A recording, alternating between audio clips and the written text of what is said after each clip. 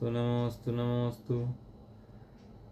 नमो वरिहन्ताणं नमो सिद्धाणं नमो आर्याणं नमो वज्रायणं नमो लोये सवसाहणं। मङ्गलं भगवान् वीरो मङ्गलं गौतमो गणी मङ्गलं कुन्दकुन्दाद्यो जैन धर्मोऽस्तु मङ्गलं सर्वमङ्गलमाङ्गल्यं सर्वकल्याणकारकं प्रधानं सर्वधर्माणां जैनं जयतु शासनम्।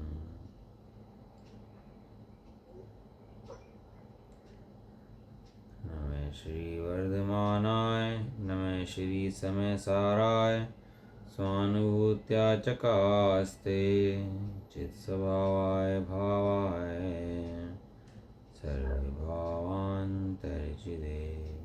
गाते हैं वंदितु सर्वसिद्धे ध्रुवमचल मनोभवं कदिं पत्ते मोक्षामि समय पाहुर मेड़बो सुध केवली भड़िदम जीवो चरितन शरणा डिठी दो तन्नी से संयम जान पोकल कम पदिष्ठितम चैतन जान पर संयम एत निश्चय गदो समयो सबत सुंदरो लोए बंद का एते तेणवी समादनी होली सुध परिचितानुभूता सब श्री काम को बंद कहा एतस प्रलंबन अवरीन स्लोहो विहितस तमेयत विहत्तम दायहम प्रोस्य वेवेन जयदाय प्रमाणम चुक्के छलम लागे तवम नैवी होदिया पमत्तो न पमत्तो जाको दूजो भाव एवं भ्रम सुतम नातो जोसो दूसो चेर व्यवहारेण बदिसति नानि से चरित दंसनम नानम नैवे नानम न चरित तन्न दंसनम जान गोसो तो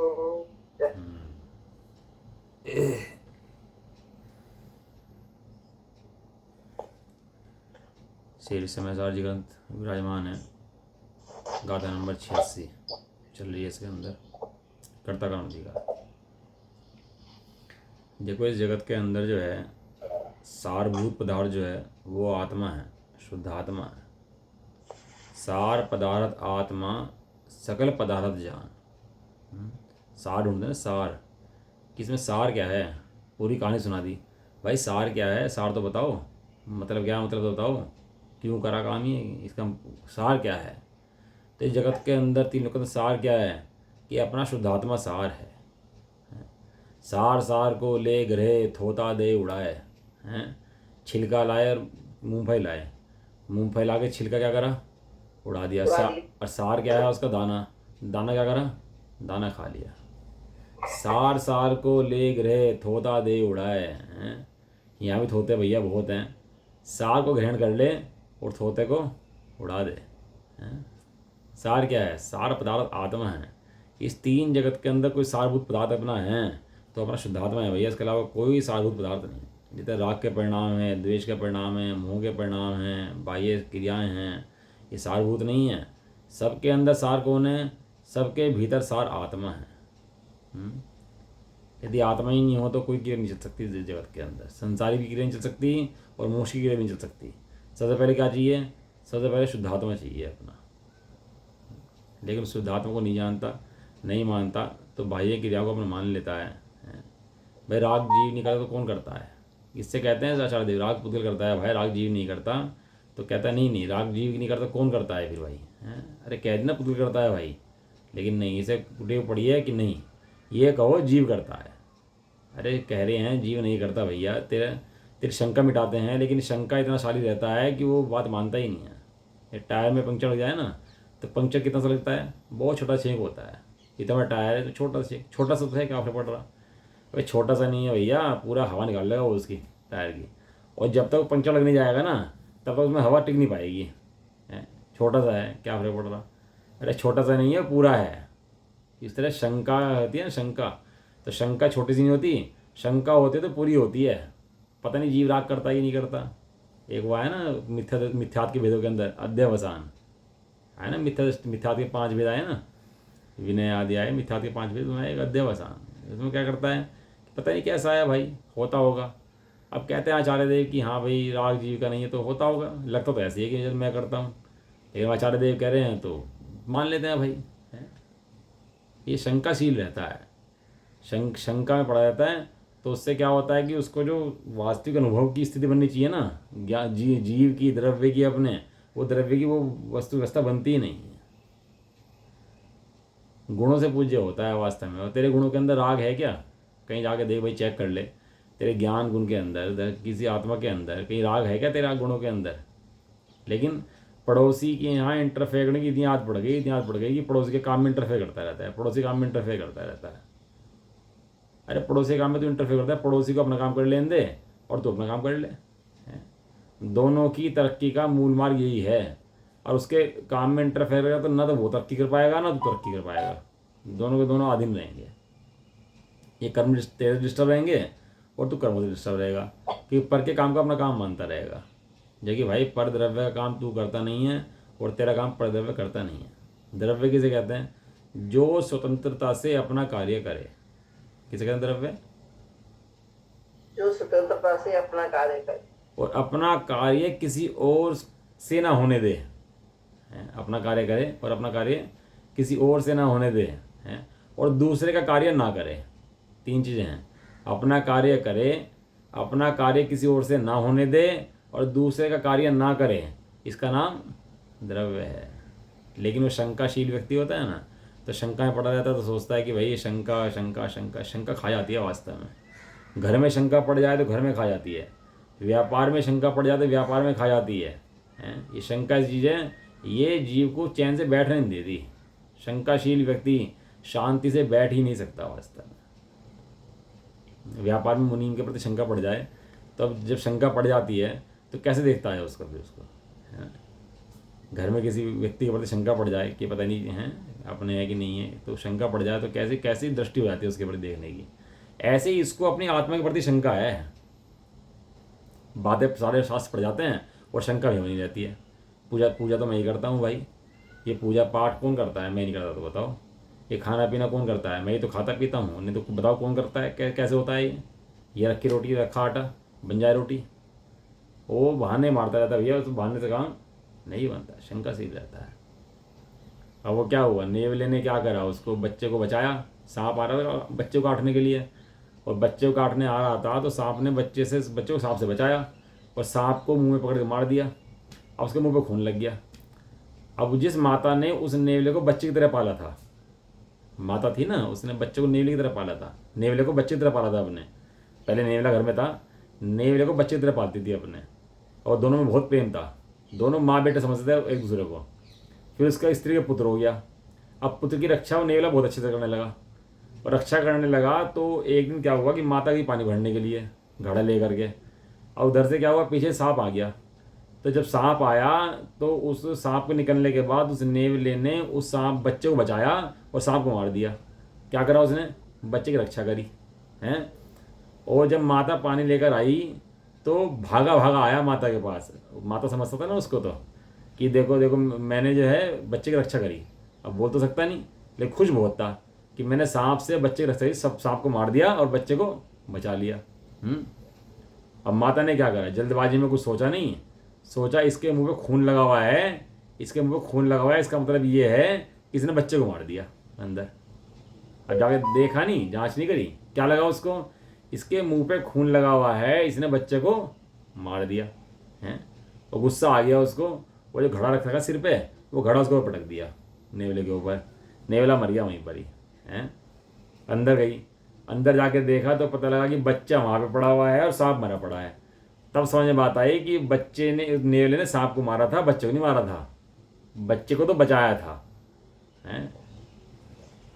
और जब बाद में पछतावा हो रहा, कहने लगा फिर पछताए होत क्या, फिर चुप गई खेत। अब ये बैठा बैठा कल्पना उड़ता रहता है कि भैया इस शरीर की क्रियाएं मैं नहीं करता तो बताओ कौन करता है हैं। ये कार्य मैं नहीं करता बताओ कौन करता है हैं। ये कमाया किसने, ये खाया किसने हैं, आहार विहार निहार किसने करा। ये ऐसी मान्यताएं अज्ञानी जीव के हृदय में सदाकाल चलती रहती हैं, ये इनको छोड़ ही नहीं पाता।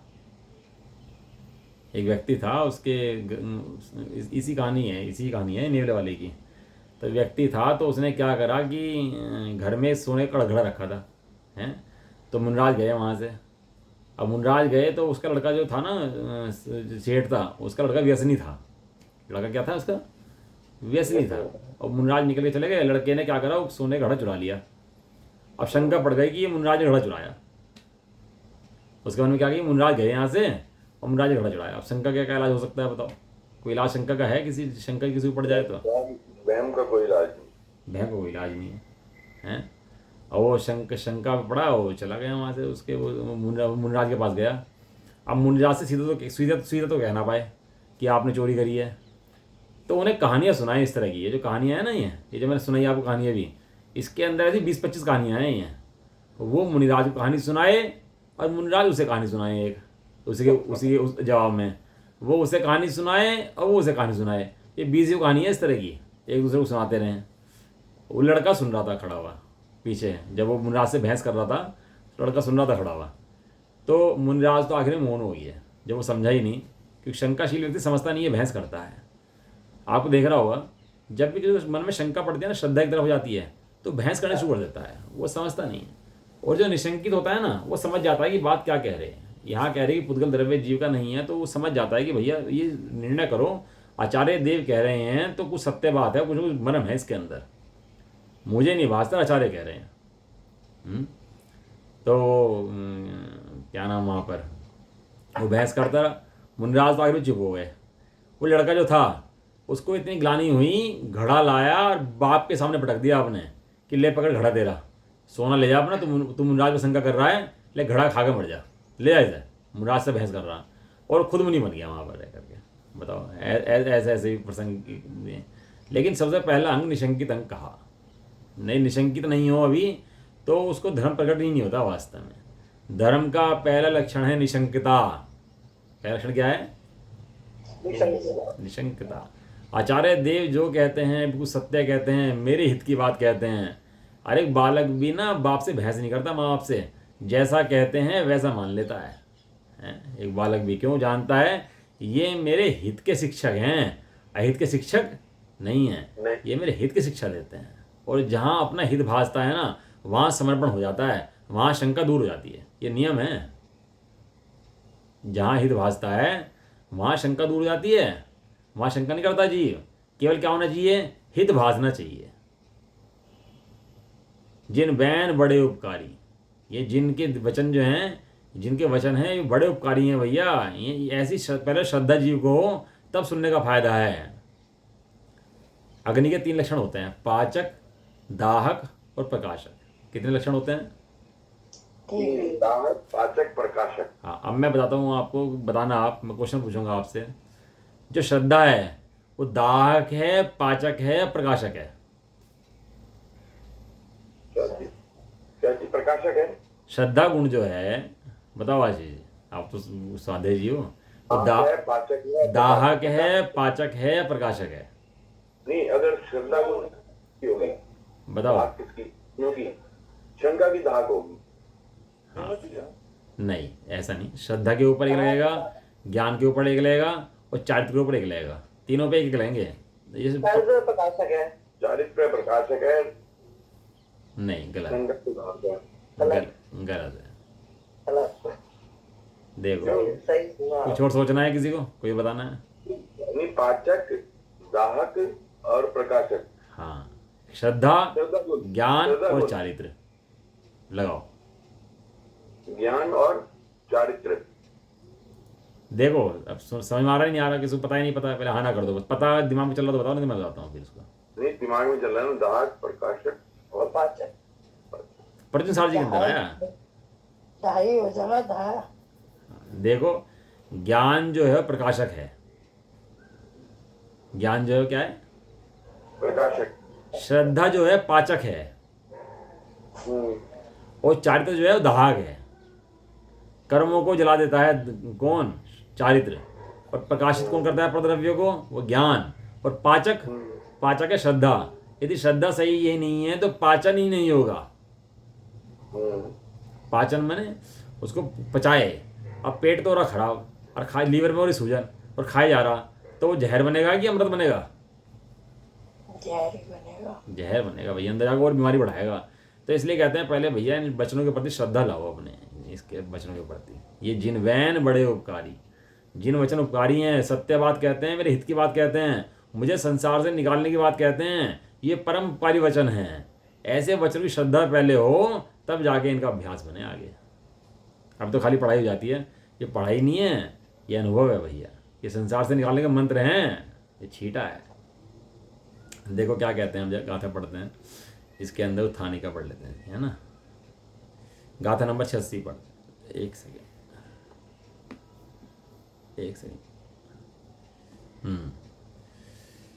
जमहादुहत भावं पोगल भावं च दो विकुवन्ति तेण दुमिच्छादिष्ठि दो क्रियावादिनो हुन्ति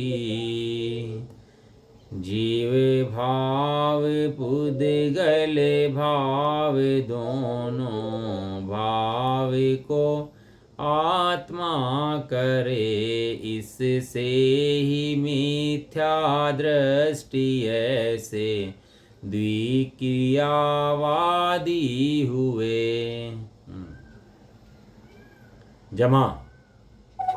जमादु जहाँ पर अत्त भावम आत्मा का भाव, पुद्गल भावम पुद्गल द्रव्य का भाव, यह दो भी कुवंती ये दो होते हैं, दो करता है। तेण तुम इच्छा दृष्टि कहाँ हो जा रही, एक सेकंड। आत्मा के भाव को और पुद्गल के भाव को दोनों को आत्मा करता है। जमादु अत्त भावम पुद्गल भावम चैदो विकुवंती तेण तुम इच्छा दिट्ठी, वहां पर मिथ्या दृष्टि है। दो क्रिया वादिनो हुंती, वो दो क्रियाओं की एक क्रिया दो द्रव्यों की एक क्रिया मानता है। जबकि ये सिद्धांत है दो द्रव्यों की दो क्रियाएं होती हैं और एक द्रव्य की एक क्रिया होती है। एक क्रिया के दो द्रव्य नहीं होते और दो क्रियाओं का एक द्रव्य नहीं होता। ये सिद्धांत है भैया। जमा माने क्या है? जितना तमा यस्मात, यस्मात माने क्योंकि। हाँ। जमातु जमातु माने यस्मातु, यस्मातु माने क्योंकि। अत्त भाव माने आत्मा के भाव को, है ना। आप कर लेना इसका अर्थ। आप इसका ना काम करना, ग्रंथ लेके बैठना और एक एक शब्द का गाथा का अर्थ जो शब्द का अर्थ है ऊपर लिख लेना उसके, तो उससे क्या है एकदम समझ में आ जाएगा कि क्या है। और प्राकृतिक शब्द समझ में आ रहा तो संस्कृत में पढ़ लो, संस्कृत का ना समझ में आ रहा तो नीचे हिंदी लिखी है, नीचे हिंदी पढ़ लो। सुविधा तो बहुत है, बस थोड़ा समय चाहिए पढ़ने के लिए, है ना। अब प्रश्न करता है कि दो क्रियाओं का अनुभव करने वाला मिथ्या दृष्टि कैसे होता है। प्रश्न पूछा उसने कि भैया मुझे तो ये बताओ आचार्य देव कि दो क्रियाओं को एक द्रव्य का मान लें तो मैं समस्या क्या है। मैं मानता हूँ तो क्या होता है इससे। एक लाल डोरी हो, एक नीली डोरी हो, दो डोरी हो और इलझ हो आपस में इलझ गई दोनों। अब इलझने के बाद ये कौन मानता है दोनों डोरी एक हो गई। इलझी हुई है वो बात ठीक है, एक डोरी कितनी है, डोरी दो है कि एक है? दो डोरी दो है, इसलिए इसी सिद्धांत पर सुलझा देते हैं उसको। यदि दो को एक मान ले तो सुलझा पाएगा क्या उस डोरियों को? नहीं, क्योंकि दो को दो जानता है तो सुलझा देता है। ऐसे ही यहाँ पर पुद्गल कर्म और जीव लिपटे हुए हैं, लेकिन लिपटे हुए होने से एक होगी क्या? लिपटे होने से एक नहीं होते, इसलिए सुलझ जाते हैं। और जो सुलझा देता है उसका मोक्ष हो जाता है, और जो इलझता रहता है इसी के अंदर ही वो एक मानता रहता है तो वो सुलझता नहीं है। सीधा गणित है। तो कहते हैं दो क्रियाओं का अनुभव करने वाला, दो क्रियाओं को एक मानने वाला, दो द्रव्यों की एक क्रिया मानने वाला मिथ्या दृष्टि कैसे होता है उसका समाधान करते हैं। क्योंकि आत्मा के भाव को और पुद्गल के भाव को दोनों को आत्मा करता है ऐसा वे मानते हैं, इसलिए एक द्रव्य की दो क्रियाओं का होने वाला मानने वाले सब क्या हैं? सब मिथ्या दृष्टि हैं। इसका एक मुख्य लक्षण है ज्ञानाभ्यास करो। क्या करो? ज्ञानाभ्यास। एक ज्ञान के द्वारा पता लग जाएगा कि ज्ञान अलग है, कर्म अलग है। ज्ञान में कर्म नहीं मिलते, कर्म में ज्ञान नहीं मिलता। ज्ञान कर्मों को जानता तो है लेकिन कर्मों रूप नहीं होता। कर्म में रहते हैं और ज्ञान ज्ञान में रहता है। दोनों मिलकर ये वस्तु नहीं होते। दो वस्तुएं जुदा जुदा हैं भैया, पुद्गल कर्म जुदा और जीव जुदा। आत्मा के भाव को पुद्गल दोनों करता है। जो ऐसा मानते हैं हम तो मुनि हैं भाई, हम तो श्रावक हैं, कहना अलग बात है और मानना अलग बात है। कहता तो है कि तू मेरा बेटा है, मैं तेरी माता हूँ, मैं तेरा पिता हूँ, तुम हमारे नाती धेती हो, सब कहता तो है, लेकिन अंदर में मानता नहीं है। अंदर में क्या मानता है? ये सब कर्म के उदय में प्राप्त हुई वस्तुएं हैं, मैं तो चैतन्य मूर्ति आत्मा हूँ, ये मेरी वस्तुएं नहीं है, अस्थिर हैं। संयोग मिला है, संयोग है, सब वियोग हो जाएगा, चली जाएंगी। लेकिन जिसका संयोग हुआ है उसका वियोग होगा। मेरा तो ना संयोग हुआ है ना मेरा वियोग हो सकता। तीन काल में मेरा शरण शाही कौन है? हाँ मैं आता हूँ। वो वर्णी जी का भजन है ना, बहुत सुंदर भजन है। मुक्ति जिनने भी अब तक है पाई, तेरा आश्रय ही सबको सहाई। जिन्होंने मुक्ति आज तक प्राप्त करी, सबको आत्मा सहाई बना। मेरे शाश्वत शरण नित्य तारण तरण, सुने प्यारे, तेरी भक्ति में क्षण जाए सारे। इस गायक की भक्ति में सारे कर्म हट जाते हैं। भगवान की भक्ति भी उसने करी जिसने गायक की भक्ति करी। नहीं तो भगवान की भक्ति तो अनंत बार करी, मुक्ति नहीं हुई। लेकिन गायक की भक्ति करने वालों की मुक्ति जरूर हुई, क्योंकि भगवान बाहर में नहीं है, भगवान गायक के अंदर है। जो मंदिरों में भगवान ढूंढते हैं उन्हें भगवान नहीं मिल सकते भाई, लेकिन जो अपने शुद्धात्मा के अंदर भगवान ढूंढते हैं उन्हें भगवान तुरंत प्राप्त हो जाता है। क्यों? क्योंकि ज्ञान स्वभाव भगवान है, आत्मा भगवान है, भगवान आत्मा है भाई। कौन कहे जीव को भगवान? भैया सब उपाधियों से कहते हैं, तू माता है, तू पिता है, तू पुत्र है, तू ऐसा है, तू ऐसा है। ये तो आचार्य कुंदन देव हैं जो कहें तू भगवान है भैया। बद्दा भगवान छो, बद्दा भगवान थाओ। ठीक है। निश्चय से द्विक्रियावादी यह मानते हैं कि आत्मा के परिणाम को और पुद्गल के परिणाम को स्वयं आत्मा करता है, इसलिए मिथ्या दृष्टि ही है। जैन कुल में जन्म लेने से जैन नहीं बनता, दो क्रियाओं को, दो द्रव्यों को भिन्न जानने से जैन बनता है। जैन माने सम्यक दृष्टि, जैन माने हाँ, मिथ्या दृष्टि जैन नहीं होते। मिथ्या दृष्टि तो मिथ्या दृष्टि है। वो जैन कुल में जन्म लेके और जैन माने अपने को पूजा पाठ क्रियाएं करके जैन मानने लगे, तो ऐसा नहीं है। जब तक दो द्रव्यों के भिन्न भिन्न कार्य नहीं देखता और दो द्रव्यों को भिन्न भिन्न नहीं जानता, तब तक द्विक्रियावादी है, मिथ्या दृष्टि है। उद्गल जान तीन तरह के जैनी होते हैं, एक नाम के जैनी, एक काम के जैनी, एक भाव के जैनी। हाँ बिल्कुल भैया, ये जैन किसे कहते हैं? जो जितने अंशों में अपने आत्मा का अनुभव करता है उतना बड़ा जैन है। और यहाँ तो ये कह रहे हैं, आचार्य स्पष्ट कह रहे हैं, जो दो आत्मा के परिणाम को, पुद्गल के परिणामों को एक जानता है, वो मिथ्या दृष्टि है। मैं ज्ञान भी करता हूँ और खाता भी हूँ, मैं ज्ञान भी करता हूँ, आंखों से देखता भी हूँ, वो क्या है? वो मिथ्या दृष्टि है भैया। अब लाइट जल गई, लाइट जलने के बाद ये दीवार है, दरवाजा है, सब हैं सामान, इनमें से प्रकाश निकलता है कि लाइट में से प्रकाश निकलता है? लाइट में प्रकाश निकलता है, प्रकाश है। और आँख खुली तो आँख से देखता है, ज्ञान से देखता है? हाँ, कान से सुनता है, तो ज्ञान से सुनता है कि ज्ञान से जानता है? नहीं, ज्ञान से जानता है, सुनता तो कान से ही है। हाँ, वो जानता ही है, उसको सुनने को भी जानना कहते हैं। जीभ से चखता है कि ज्ञान से जानता है?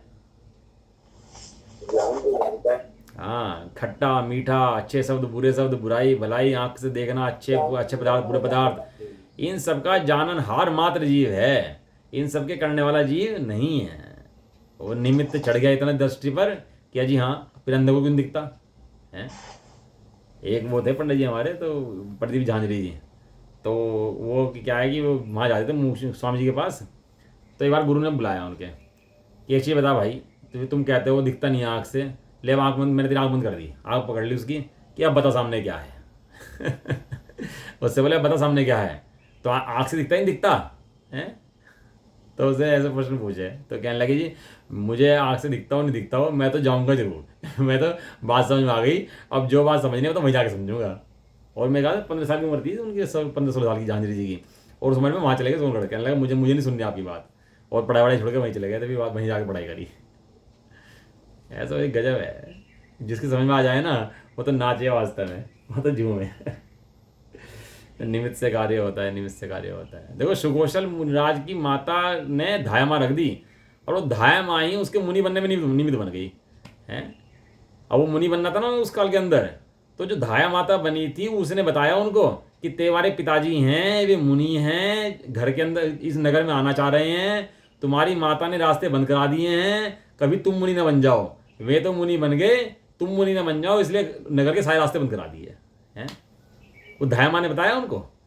और जब उनको बनना था ना, उनका नियोग बनने का आया है, उनकी परिणति पकने का काल आया, 3 घिसा जोड़ का भाव का होने का काल आया, तो वो रस्सी साड़ी बांध कर ऊपर से लटक के उसके ऊपर और वहाँ चले गए जंगल में। और कितना कोमल शरीर था कि सारी साड़ी में खून लग गया, जहाँ पैर जाड़ते वहाँ सारे में खून हो गया। इतने कोमल काया है।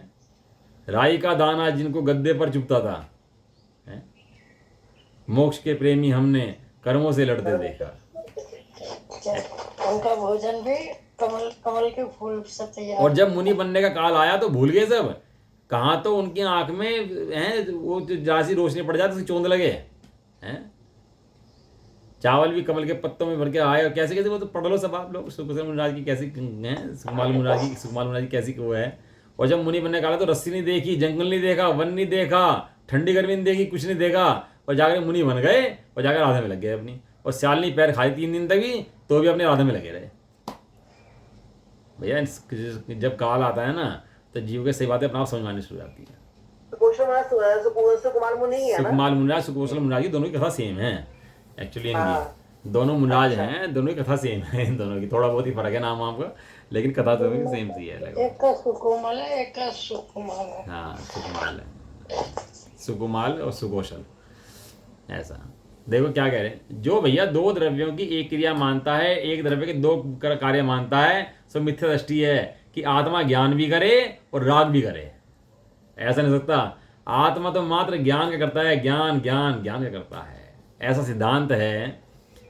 एक द्रव्य के द्वारा 2 द्रव्य के किए गए परिणाम प्रतिभाषित ना हो है। जैसे कुम्हार घड़े की उत्पत्ति में अनुकूल अपने इच्छा और हस्तादि की क्रिया व्यापार परिणाम को, जो कि उसके अपने से अभिन्न हैं और अपने से अभिन्न परिणति मात्र क्रिया से किया जाता है, उसे करता हुआ भाषित होता है।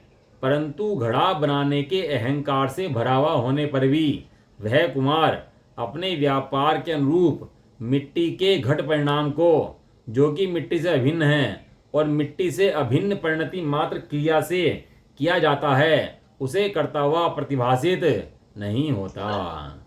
निमित्त किसे कहते हैं? जो परद्रव्य की के परिणाम में अनुकूल हो, जो परद्रव्य परिणाम में अनुकूल हो। इसलिए तो भाई निमित्त कह रहे ना उसको। यदि वो काम कर दे, उससे सदाकाल काम हो, तो निमित्त नहीं रहेगा, कर्ता बन जाएगा। जो सदाकाल कार्य को करे उसे कर्ता कहते हैं, और जो कभी कभार आए और अनुकूल बने उसको निमित्त कहते हैं। निमित्त निमित्त है और उपादान उपादान है। निमित्त की नास्ती नहीं कर रहे। कोई कहे निमित्त को उड़ा रहे, निमित्त को उड़ा रहे, निमित्त को नहीं उड़ा रहे, निमित्त में कर्ता पने की बुद्धि मिटा रहे। क्या कहा आशीष जी?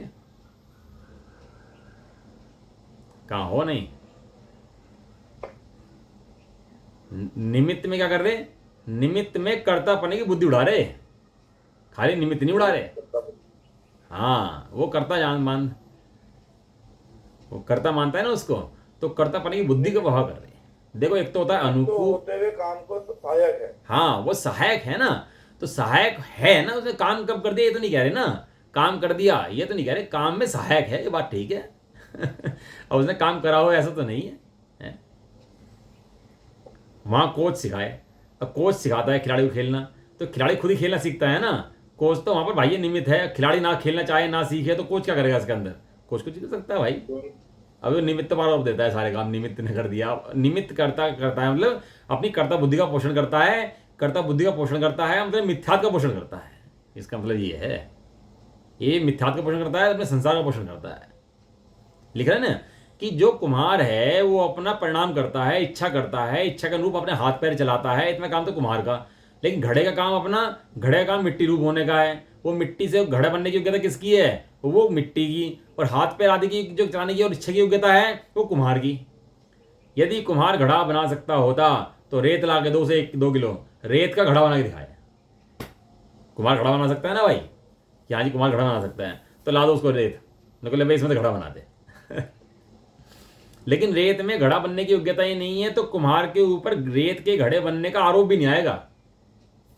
नहीं, क्यों? क्योंकि अनुकूल नहीं है ना। अनुकूल क्यों नहीं? क्योंकि कार्य नहीं हुआ तो अनुकूल किसका? सबसे पहले कार्य होना चाहिए ना। जब कार्य हुआ तो अनुकूल कराया। अब कार्य हुआ तो अपनी उपादान योग्यता से हुआ, वहां पर निमित्त कुम्हार था तो उसको निमित्त कहा गया, इसलिए उसको निमित्त रूप से स्थापना उसकी करी गई। ऐसा। और वो निमित्त को कर्ता मानता है, अपने कर्ता जब बोझ अपना सिर पर ढोता है ना, तो उस कर्तव्य का कारण जानता है। अब ये शरीर के कार्य चल रहे हैं, इतने कार्य शरीर के चल रहे हैं ना सारे, दिन से रात तक के, तो चलते हैं शरीर कार्य, चलते रहने दो। जो जाता है जो जाने दो, जो आता है उसे आने दो, जो रहता है उसे रहने दो, हैं। अब त्यागी वर्ती थोड़ा बन जाए ना, तो पहले क्या करता था, मैं भैया 10 रोटी खाता हूँ, अब क्या करता है, अब मैं उपवास करता हूँ, अब मैं क्या करता हूँ, अब मैं उन्नदर करता हूँ, अब मैंने इतनी प्रतिमा धारण कर ली। तो कर्तव्य का बोझ उसके सिर पे लगातार चलता रहता है, मैं ऐसा करता हूँ, मैं छोड़ता हूँ, मैं ग्रहण करता हूँ, मैं छोड़ता हूँ, मैं ग्रहण करता हूँ। अरे आत्मा की शक्ति है त्यागोपादान शून्यत शक्ति, पर का ग्रहण करता नहीं और पर को त्यागता नहीं। वो समझ ली तूने पहले, वो तो समझा नहीं। अरे वहाँ आत्मा ने प्रणाम करता है और शरीर क्रियाएं भाई अपने निमित्त से मुनिपने की होती हैं। वहाँ आत्मा के अंदर जब राग नहीं होता तो भाई में मुनिपना होता ही होता है। बिना मुनिपने मोक्ष नहीं होता, क्योंकि राग होता है तो मुनि बन ही नहीं पाता, और मात्र मुनि बनने से मोक्ष नहीं होता। अगर अंतरंग में राग हो तो मुनि बाहर में दिखता रहे तो भी मोक्ष नहीं होता। अंतरंग में राग टूट जाए, बाह्य मुनि अवस्था हो तो मोक्ष होता है। एक दो कार्य को एक कार्य मान लेता है, जबकि कार्य दोनों के से अलग अलग होते हैं। वहाँ ऐसा लगता है कि कुम्हार ने घड़ा बनाया, एक कुम्हार ने अपना काम करा और उसने घड़े मिट्टी ने अपना काम करा। ऐसी अज्ञान बुद्धि जीवी चलती रहती है। तो अज्ञान बुद्धि को दिन रात अभ्यास के द्वारा दूर करना भैया, दिन रात का अभ्यास करना है इसको मिटाने के लिए। मैं बोलता हूँ, मैं अच्छा बोलता हूँ, मैं खराब बोलता हूँ, मैं ऐसा करता हूँ, ये समस्त जब जीव अपने ऊपर ले लेता है ना, तो सारा बोझे में आ जाता है जीव अपने ऊपर लेते ही। देखो क्या करे। अब ये तो लिया दृष्टांत उन्होंने, कि दृष्टांत के अंदर कहाँ चला गया, एक सेकंड,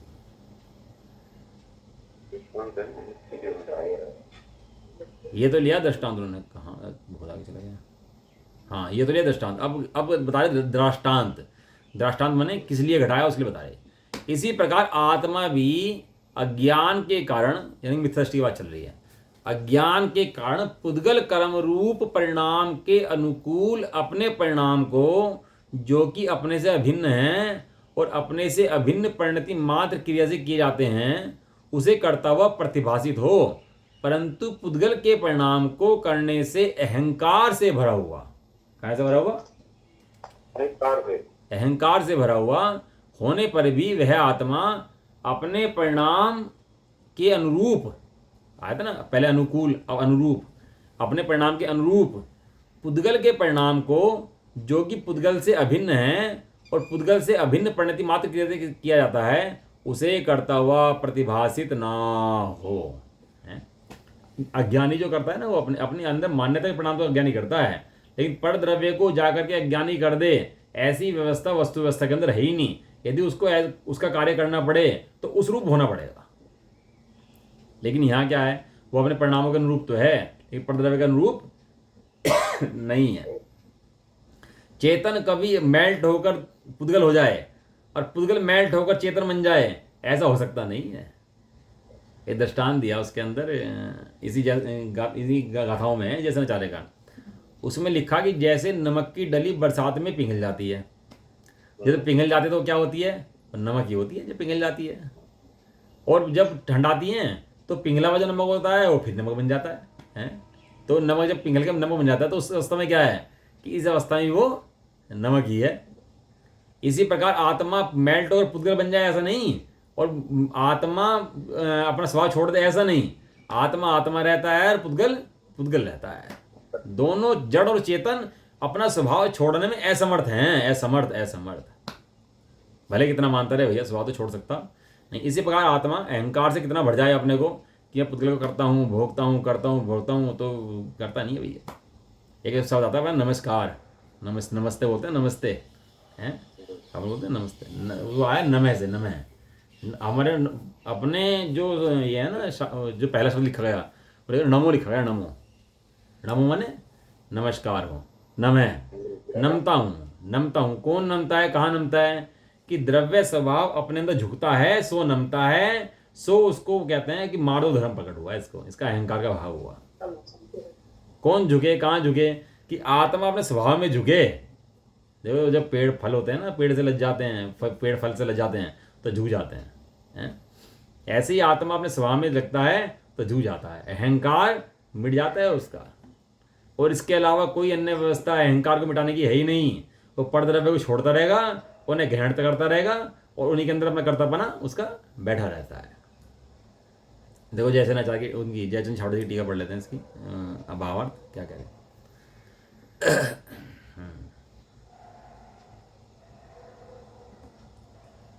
आत्मा अपने ही परिणाम को करता हुआ प्रतिभासित हो, है? पुद्गल के परिणाम को करता हुआ कदापि प्रतिभासित ना हो। इतनी मेहनत बार बार क्यों करते हैं आचार्य देव? क्योंकि मिथ्यात्व का मूल केवल यही है। यदि इतनी बात समझ में आ जाए ना कि आत्मा ही भैया तीन लोग का नाथ सर्वज्ञ परमात्मा तू है और ये बाकी सब पुद्गल के परिणाम हैं, इतनी बात समझ में आती है, धर्म प्रारंभ हो जाता है जीव का। आत्मा की और पुद्गल की दोनों की क्रिया एक आत्मा ही करता है, ऐसा मानने वाले कौन हैं? मिथ्या दृष्टि हैं, संसारी हैं। जड़ चेतन की एक क्रिया हो जाए तो सब द्रव्यों के पलट जाने से सबका लोप हो जाएगा, यह महादोष उत्पन्न हो जाएगा। हाँ भैया, ये महादोष उत्पन्न हो जाएगा, ये सबका लोप हो जाएगा भैया, हैं? इंसान गधा बन जाए, गधा शेर बन जाए, सबका लोप हो जाएगा, सब खत्म हो जाएंगे, हैं? वो जो वस्तु जैसी है वो वैसी रहती है। अगर कलश आएंगे इसके आगे 5-6 आचार्य देव के, तो उन्हें बहुत मन दिया आचार्य देव ने, इसी बात को समझाया कि भैया एक द्रव्य करता नहीं है दूसरे द्रव्य का, दोनों द्रव्य क्रियाएं भिन्न भिन्न होती हैं। देखो जैसे इनका जैसा आचार्य का टीका पढ़ लेने वाली इसकी है ना, पेज नंबर है इसका 245, बस 5 मिनट लगेंगे पढ़ देते। मिल गया? हाँ मिल गया। अब द्विक्रियावादी मिथ्या दृष्टि क्यों होता है, ऐसे पूछे जाने पर प्रत्युत्तर देकर उसके अर्थ को दृढ़ करते हैं। जो दो क्रियावादी हैं ये अपने यहाँ जैन धर्म में होते हैं सारे, तो ये इसलिए मुमुक्षुओं का होना पड़ा, क्योंकि वे चाहते थे कि आप थोड़ा सा कंप्रोमाइज कर लो, निमित्तों से कार्य होता है ऐसा ही मानो। स्वामी जी ने कह दिया भैया निमित्त से कार्य नहीं होता, हम ऐसा क्या बिल्कुल नहीं कहेंगे। तो प्रपोजल आया कि ऐसा कर लो 90% कार्य उपादान से होता है और 10% कार्य निमित्त से होता है। 10% आपका और 10% हमारा और 90% आपका। हैं? सिद्धांत के अंदर परसेंटेज लगा दो, कि थोड़ा पुद्गल जीव बन गया, थोड़ा जीव पुद्गल कर्म जीव बन जाए, ऐसा थोड़ा सिद्धांत लगा दो इसके अंदर, है। तो कहने लगे भैया ऐसा बिल्कुल भी नहीं है, 100% कार्य निमित्त का करता है, 100% उपादान अपना उपादान कार्य करता है, ऐसा। क्या कह रहे हैं? द्विक्रियावादी मिथ्यादृष्टि क्यों होता है, ऐसा पूछे जाने पर उत्तर देते हैं, क्या कहते हैं तात्पर्य टीका। जिस कारण से चैतन्य में आत्म कार्य और अचेतन में जड़ रूप पुद्गल दो कार्य, दोनों कार्य का उपादान एक उपादान से करते हैं, इसलिए एक द्रव्य से चेतन और अचेतन ऐसी दो क्रिया मानने वाले लोग मिथ्या दृष्टि हैं। कि चेतन अचेतन काम करता है, अचेतन चेतन काम करते हैं, ऐसे जानने वाले कौन है? मिथ्या दृष्टि है। विशेष यह है कि जिस प्रकार कुमार अपने परिणाम उपादान रूप से करता है, उसी प्रकार यदि घड़े को भी उपादान रूप से करता है, तब तो कुमार को अचेतन पना घड़ा रूप प्राप्त हो जाएगा, कुमार घड़ा बन जाएगा। यदि कुमार घड़ा बनाएगा तो समझ में आते, सिद्धांत नहीं आते। फिर एक घड़े के बाद दूसरा घड़ा बना, ये कैसे कहोगे? क्योंकि एक घड़े के बाद तो कुमार का तो भाव हो गया, कुमार तो घड़े के अंदर चला गया, फिर दूसरा घड़ा कैसे बना?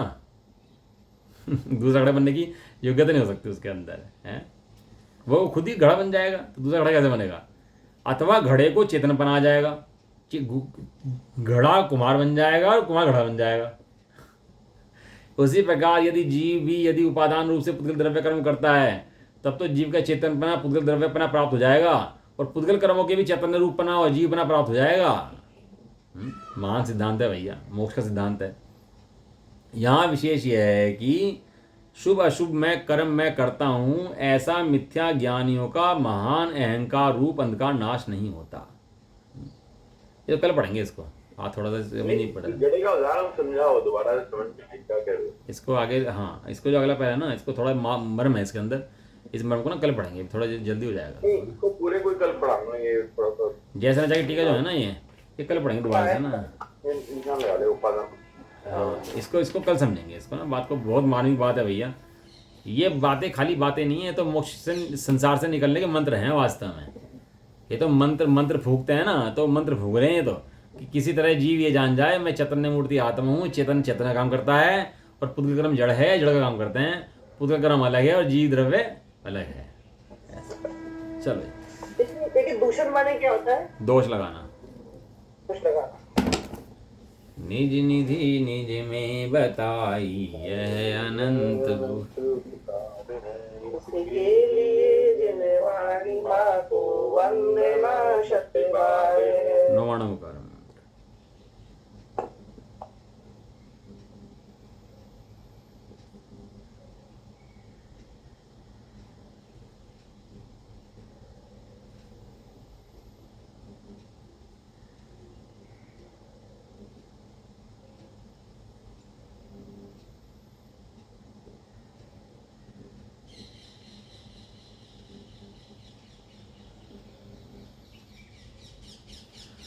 जबरदस्ती नहीं माता की, जय हो। जय हो। महान जैन धर्म की।